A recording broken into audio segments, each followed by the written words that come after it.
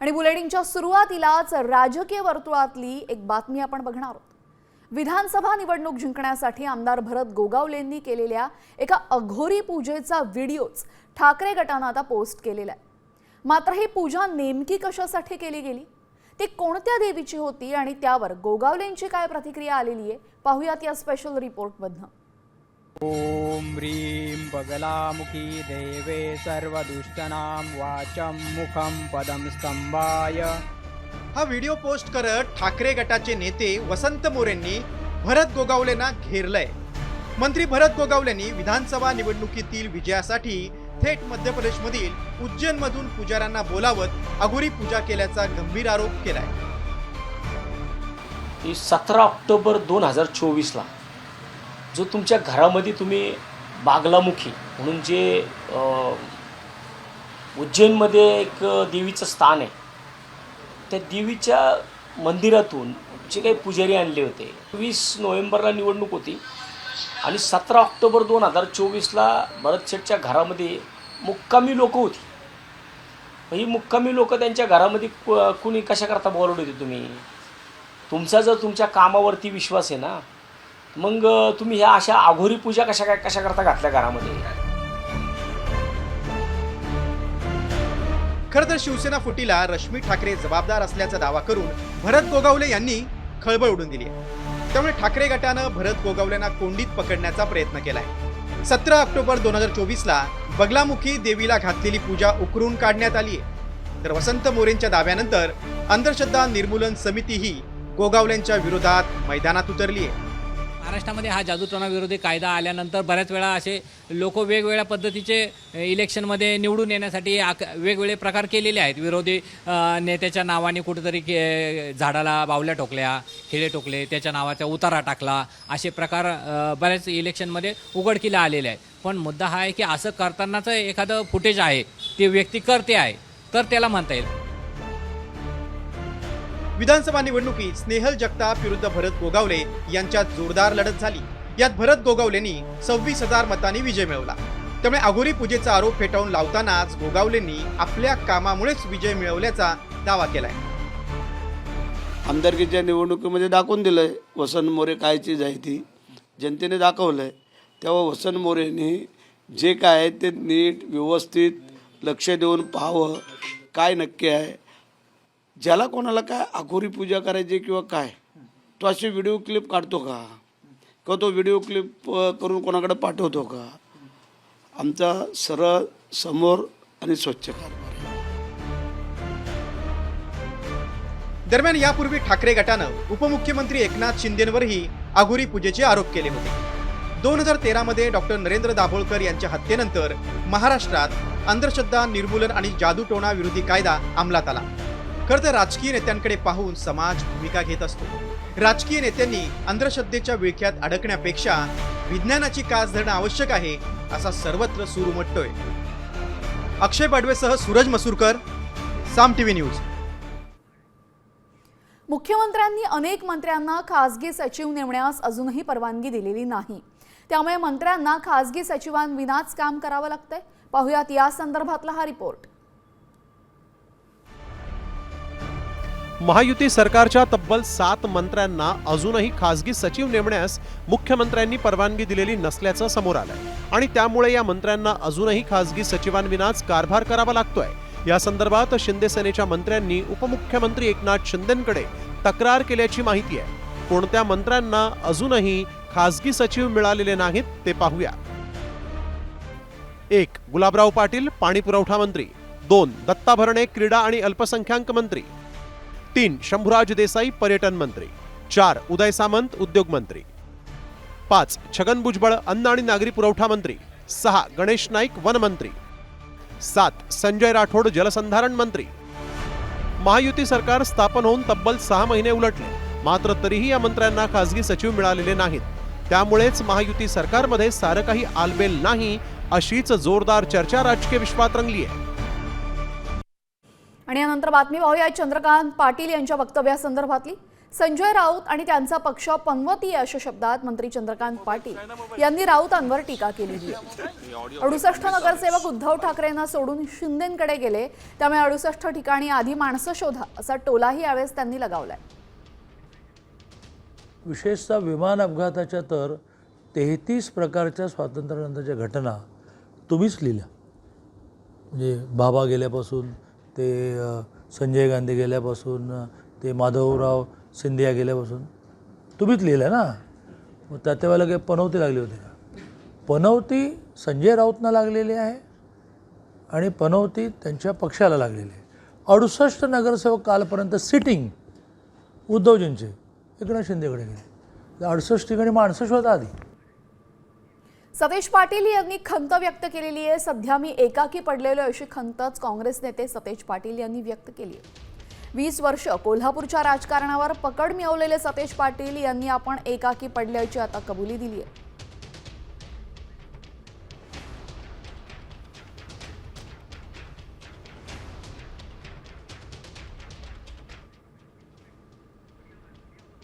सगळे मिळून महाविकास आघाडी आणि जनता दल आम्ही हाय बरोबर तुमच्या. त्यामुळं सगळे मिळून महाविकास आघाडी म्हणून या ठिकाणी शेवटी संघर्ष करावा लागतोय. आता या जिल्ह्याच्या राजकारणामध्ये गेले 20-25 वर्ष मी या जिल्ह्याच्या राजकारणात आहे. बऱ्याचदा कुठल्या तर पंचवार्षिकला सगळे माझ्या बरोबर असतात, एखाद्या पंचवार्षिकला मी एकटा असतोय. आता एकटा आहे, तुम्ही सगळे आहे ना माझ्याबरोबर. आणि बातमी आता सुधाकर बडगुजर यांच्या संदर्भातली. ठाकरे सेनेतून हकालपट्टी करण्यात आलेले सुधाकर बडगुजर उद्या भाजपामध्ये प्रवेश करण्याची शक्यता आहे. नाशिकमधील भाजप आमदार सीमा हिरेंच्या बडगुजरांच्या भाजपा प्रवेशाला जाहीर विरोध आहे. मात्र त्यांच्या विरोधाला डावलून बडगुजरांना भाजपात प्रवेश दिला जाणार असल्याच्या वृत्ताला भाजपाचे शहराध्यक्ष सुनील केदार यांनीही दुजोरा दिलेला आहे. महाराष्ट्रातल्या विविध भागातल्या पदाधिकारी नेत्यांचे इतर पक्षातल्या त्याच्यामुळे प्रवेश उद्या या असं निश्चित नाही, पण या आठवड्यात प्रवेश होणार. कोण कोण प्रमुख आहेत ज्यांचे प्रवेश होणार? प्रमुख नावे तसे काही आमच्याकडे आलेली नाही, पण प्रवेश होणारे ह्या सूचना आलेल्या आहे आम्हाला. ग्रामविकास मंत्री जयकुमार गोरेंनी मोठं विधान केलेलं आहे. शरद पवारांच्या राष्ट्रवादीचे 1-2 सोडले तर इतर सर्व आमदार सत्तेत येण्यास इच्छुक असल्याचं गोरेंनी म्हटलंय. या आमदारांनी आमच्या जवळ मन मोकळी केलेली असा मोठा दावा गोरेंनी केलाय. त्यांच्या पक्षात काय चाललं मी कसं सांगणार, त्यांच्या मनात काय हे कसं मी सांगणार. पण अनेक जण आमच्याजवळ त्यांची मनं मोकळी करतात हे मात्र नक्की आहे. मला नाही वाटत एखाद दुसरा सोडला तर सगळ्यांची मनं मोकळी झालेली आहेत. उपमुख्यमंत्री अजित पवार यांनी धीरूभाई अंबानी यांचा उल्लेख करत एक विधान केलेलं आहे. पेट्रोल पंप सोडूनच धीरूभाई अंबानी कोट्याधीश झाले असे विधान अजित पवारांनी केलेले आहे. तर अंबानींबाबत वेगळ्या शब्दाचा उल्लेख केला असेल तर राजकारण सोडेल असं स्पष्टीकरण अजित पवारांनी दिले. मला सहकार टिकवायचं नसतं तर मी पंप काढले असते का? काय करू ना, माझी गोरगरिबांची मुलं लागली ना तिथे का मला पंपावर मुलं लागलं हे मला कमीपणाचं आहे. आणि पंपावरच पेट्रोल सोडून धीरूभाई अंबानी कोट्याधीश झाला. तुम्हाला सगळ्यांना मी खरेदी विक्री संघ मार्केट कमिटीच्या पेट्रोल पंपाची माहिती देत असताना असं म्हणालो, ह्या देशाची एक व्यक्ती म्हणजेच धीरूभाई अंबानी हे स्वतः पेट्रोल पंपावर पेट्रोल सोडण्याचं काम करत होते. हे चॅनेलवाले वेगळंच काहीतरी दाखवतात की अजितनी वेगळा उल्लेख केला. मी त्या चॅनलवाल्याला सांगू इच्छितो, मी जर वेगळा काही शब्द वापरलेला असेल तर राजकारण सोडेल, राजकारण. या राजकीय बातमीनंतर आता पाहूयात एक स्पेशल रिपोर्ट. एका हत्येच्या घटनेनं शिर्डी हादरली आहे. ही हत्या 7 अल्पवयीन मुलांनी करून क्रूरतेचा कळस गाठलाय. या हत्येचं कारण ऐकून तुम्ही सुद्धा हादरून जाल. पहा हा स्पेशल रिपोर्ट. अल्पवयीन मुलांची सैतानी पार्टी, बर्थडेच्या पार्टीसाठी हत्या. मुलांच्या कृत्यानं शिर्डी हादरली. लहान थोरांपासून सगळ्यांनाच हल्ली बर्थडे पार्टीचं आकर्षण असतं, पण याच बर्थडे पार्टीसाठी चक्क एका माणसाचा जीव गेलाय. होय, बर्थडे सेलिब्रेशनसाठी पैसे हवे म्हणून एका व्यक्तीला धारधार चाकून भोसकून मारलंय. धक्कादायक बाब म्हणजे ही हत्या करणारी अल्पवयीन मुलं आहेत. नशेच्या आहारी गेलेल्या 7 मुलांनी सपासपा वार करून गणेश चत्तर यांचा जीव घेतलाय. गणेश चत्तर यांचं अपहरण आणि खून नेमका कसा करण्यात आला पाहूयात. चत्तर यांनी राहता हद्दीत दुचाकीवरील तरुणांकडे लिफ्ट मागितली. तरुणांनी निर्जन स्थळी नेत गणेश चत्तर यांना लुटलं. त्यानंतर मारहाण करत चाकू भोसकून हत्या केली. चत्तर यांच्या खिशातील मोबाईल देखील चोरला. बर्थडे पार्टीसाठी 4,500 रुपयांना मोबाईल विकला. पैसे हवेत म्हणून खून केल्याची आरोपींनी कबुली दिली. कोपरगाव पोलीस आणि शिर्डी पोलीस यांच्याकडील दाखल वेगवेगळ्या गुन्ह्यांचे धागेदोरे जुळत असल्यानं गणेश चत्तर यांच्या खुनाचा उलगडा झालाय. पोलिसांनी या प्रकरणी नेमकं काय सांगितलंय पाहूयात. जो एकाचा वाढदिवस होता त्याच्या अनुषंगाने त्यांनी त्या माणसाकडे पैशाची मागणी केली. सुरुवातीला त्यांना काही पैसे देखील दिले, परंतु नंतर त्याच्याकडे पैसे नसल्याने त्याने त्यांना विरोध केला असता त्यांच्यामध्ये त्या दरम्यान वादावादी झाली आणि या वादावादीतूनच त्यांच्यातील एकाने त्याच्यावर वार केले आणि बाकीच्या आरोपींनी त्याला मदत केली आणि यामध्ये त्या माणसाचा मृत्यू झालेला आहे. अल्पवयीन नशेखोर आरोपींनी वाढदिवसाच्या पार्टीसाठी निष्पाप व्यक्तीचा जीव घेतल्यानं चत्तर कुटुंबियांवर दुःखाचा डोंगर कोसळलाय. गणेश चत्तर यांच्या मागे पत्नी आणि 2 मुलं असा परिवार आहे. आमच्या माणसाची यात चूक काय असा सवाल कुटुंबियांनी केलाय. तर अशा बाला सुने तर शहाणे असो, तर आमचं म्हणणं एकच आहे का आमच्या निर्दोष माणसाला येणे असं मारलं. त्याचे आई वडील म्हातारे, वडील 80 वर्षाचे, आई 70 वर्षाची. आपला मुलगा गेला ह्या वयामध्ये. आता 80 वर्षाच्या बापाला किती मोठं दुःख झालं. शिर्डीतली वाढती गुन्हेगारी पोलीस प्रशासनासमोर मोठं आव्हान आहे. 3 महिन्यांपूर्वी शिर्डी संस्थानच्या 2 कर्मचाऱ्यांची पहाटे हत्या झाली होती. त्यानंतर आता अल्पवयीन मुलांच्या या सैतानी कृत्यानं राज्यात खळबळ उडाली आहे. त्यात अल्पवयीन मुलांमध्ये वाढणाऱ्या अंमली पदार्थ सेवनाचा धोकाही पुन्हा अधोरेखित झालाय. या नशेखोर प्रवृत्तीला कसा आळा घातला जाणार आणि साईनगरीतली गुन्हेगारी हद्दपार कधी होणार हाच खरा सवाल आहे. सचिन बनसोडसह ब्युरो रिपोर्ट, साम टीव्ही न्यूज, शिर्डी. आता शिर्डीतली गुन्हेगारी थांबवण्यासाठी पोलिसांना यश मिळतं का याकडे सर्वांच्या नजर आहे. यानंतर वळूयात इतर बातम्यांकडे. बातमी आहे सिंधुदुर्गमधून. राजकोट किल्ल्यावरील पुतळ्याचा पाया मजबूत आहे आणि त्यामुळे पुतळ्याला काहीही होणार नाही असा दावा दीपक केसरकर यांनी केलेला आहे. मालवणमध्ये राजकोट किल्ल्यावर नव्याने उभारण्यात आलेल्या शिवरायांच्या पुतळ्याच्या चबुतऱ्याच्या बाजूची जमीन खचल्याचं समोर आलं आणि यावरनं केसरकरांनी या संदर्भात विधान केलेलं आहे. शेवटी अशा गोष्टी घडत असताना पुतळ्याला जे बेस केलेला आहे किंवा ज्याला आपण त्याचा पाया म्हणतो, हा पाया अतिशय मजबूत आहे. त्याच्यामुळे पुतळ्याला काही होणार नाही याची माझी स्वतःला खात्री आहे. आजूबाजूला भर टाकलेली असेल ती भर सुद्धा खचणार नाही अशी काळजी घ्यायला पाहिजे होती, परंतु तसं झालेलं असेल तर त्या संदर्भातला आवश्यक खुलासा करत असतानाच आवश्यक ती कारवाईसुद्धा म्हणजे ह्याच्यावर पुढे काही नुकसान होऊ नये म्हणून आवश्यक कार्यवाही ही सार्वजनिक बांधकाम विभागाकडून होईल याची मला खात्री आहे. तुळजाभवानी देवीचा भारत माता असा उल्लेख केल्यामुळे पुजारी मंडळ आमने सामने आलेले. भोपे पुजारी मंडळ आणि पाळीकर पुजारी मंडळ आमने सामने आले. तुळजाभवानीला भारत माता म्हटलं तर वावगं काय असा सवाल पाळीकर पुजारी मंडळाने विचारला. तर तुळजाभवानी देवीचं महत्त्व कमी करण्यासाठी भारत माता उल्लेख केल्याचा आरोप पुजारी मंडळाने केलेला आहे. तुळजाभवानी विकास आराखड्यामध्ये छत्रपती शिवाजी महाराज आणि तुळजाभवानीचं शिल्प उभं करण्याचा निर्णय घेण्यात आला. या पत्रात तुळजाभवानीला देवीला भारत मातेचा दर्जा दिल्यानं वाद निर्माण झालेला आहे. सर्व जाती धर्माचं कुलदैवत असल्यामुळं संबंध देशभरातून तुळजाभवानी देवीला भक्तवर्ग मोठ्या प्रमाणात येत असतो. त्यामुळं या तुळजाभवानी देवीला भारत माता म्हणलं तर वावगं ठरणार नाही.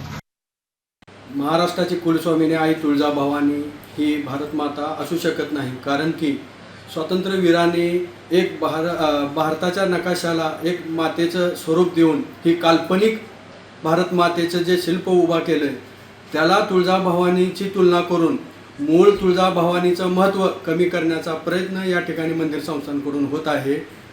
आणि आता बातमी आहे तुमच्यासाठी अत्यंत महत्त्वाची, काळजीपूर्वक पहा. उकाड्यापासून सुटकेसाठी अनेक जण कूलरचा वापर करतात. मात्र हाच कूलर तुमच्या जीवावर उठू शकतो. असं आम्ही नक्की का म्हणतोय त्यासाठी हा स्पेशल रिपोर्ट पहा. कूलर उठतोय जीवावर.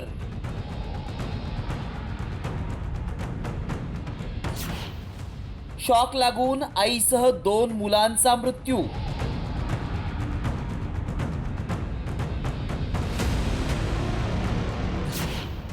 कूलर वापरताय, खबरदारी घ्या.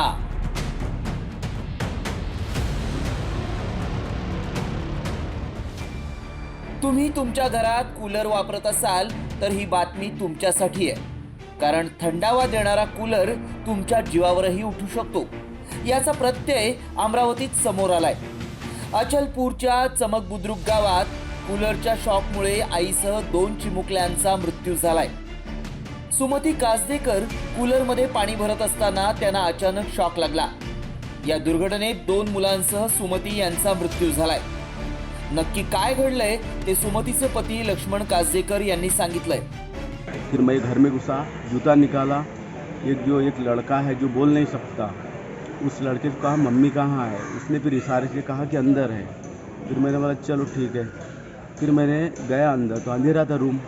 फिर बैटरी लगाया और बैटरी लगाने के बाद वो यानी ऐसी पड़ी थी. फिर मैंने समझा ऐसा मजाक कर रहा होगा करके मैंने उसको हलाया तो मुझे शॉट लगा, करंट लगा.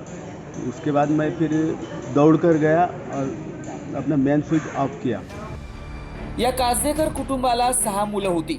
त्यापैकी 4 मुलं दुसऱ्या खोलीत असल्यानं सुदैवानं बचावली आहेत. दरम्यान कूलरमध्ये वीज प्रवाह उतरल्यानं यापूर्वीही अनेक जणांचा मृत्यू झालाय. नागपूर जिल्ह्यातील फेगडमध्येही 9 वर्षीय उत्कर्ष सेलोटे या चिमुकल्याचा कूलरचा शॉक लागून मृत्यू झाला होता. त्यामुळे कूलरचा वापर करताना कोणती खबरदारी घ्यायला हवी पाहूयात. कूलरमध्ये पाणी भरण्यापूर्वी विजेचा प्लग काढा. कूलरला ओल्या हातानं किंवा पायानं स्पर्श करू नका. प्लग किंवा सॉकेटमध्ये स्पार्किंग होत असल्यास कूलर त्वरित दुरुस्त करा. सैल आणि कापलेली वायर कूलरला जोडण्यासाठी वापरू नका. या घटनेमुळे घरगुती विजेच्या उपकरणांचा वापर करताना सावधगिरी बाळगण्याची गरज आहे. विद्युत उपकरणांची वेळोवेळी तपासणी आणि देखभाल देखील महत्त्वाची आहे. हेच या घटनेनं पुन्हा एकदा अधोरेखित केलंय. अमर घटारे, साम टीव्ही न्यूज, अमरावती. त्यामुळे आता अशा पद्धतीची विद्युत उपकरणं वापरताना तुम्ही सुद्धा काळजी घेणं अत्यंत महत्त्वाचं आहे. आणि यानंतर आता बातमी आहे बुलढाण्यातून. बुलढाण्यामध्ये केस गळती आणि नख गळतीनंतर आता नवाच आजार समोर आलेला आहे. बुलढाण्यामध्ये हाताला भेगा पडण्याचा आजार समोर आलाय. मेहकर तालुक्यातील शेलगाव देशमुख इथला प्रकार असून आरोग्य पथक शेलगाव देशमुख भागामध्ये दाखल झालेलं आहे. दरम्यान गेल्या कित्येक महिन्यांपासून केस गळती आणि नख गळतीचं उकल न झाल्यामुळे आता या आजारावरही काही तोडगा निघतो का हे पाहणं महत्त्वाचं ठरेल. 20 पेशंट तपासले, त्यापैकी 14 जणांना पामर केरॅटोडर्मा आणि एक्झिमा असल्याचं दिसून आलेलं आहे. तिथे ॲलर्जन आहेत, डिटर्जन आहेत, कॉस्टिक सोडा आहे. इव्हन काही लोकांना तर लसण सोलल्यानं सुद्धा हाताची ॲलर्जी होऊ शकते. हे शेलगाव देशमुखला निघालेले पेशंट ते काही काल आज निघालेले नाही आहेत. मागच्या 8 ते 10 वर्षापासूनची हिस्ट्री आहे आणि ते ऑन ट्रीटमेंट आहेत. त्यांना ट्रीटमेंट चालू आहे. म्हणजे तो आजार वाढू नये यासाठी त्यांना ती स्किनची ट्रीटमेंट सुरू आहे. आणि आता बातमी आहे नागपूरमधून. सावनेर तालुक्यामधील वाकीलगतच्या द्वारका वॉटर पार्क इथं कामठीमधल्या एका कुटुंबाला बाउन्सर आणि सुरक्षा रक्षकांनी बेदम मारहाण केली. संबंधित कुटुंबियांना तब्बल 1.5 तास एका खोलीमध्ये कोंडून ठेवण्यात आलं. या हल्ल्यामध्ये गंभीर जखमी झालेल्या 2 महिलांना बेशुद्ध अवस्थेमध्ये नागपूरमधल्या खासगी रुग्णालयात दाखल करण्यात आलेलं आहे. या घटनेबाबत आता पाटण सावंगी पोलीस चौकीमध्ये तक्रार दाखल करण्याची प्रक्रिया सुरू आहे. दरम्यान मारहाण झालेल्या कुटुंबियांनी खापा पोलीस आणि डायल 112 यांच्याशी वारंवार संपर्क साधूनही कुठलीही मदत मिळाली नाही असा आरोप करण्यात आलेला आहे.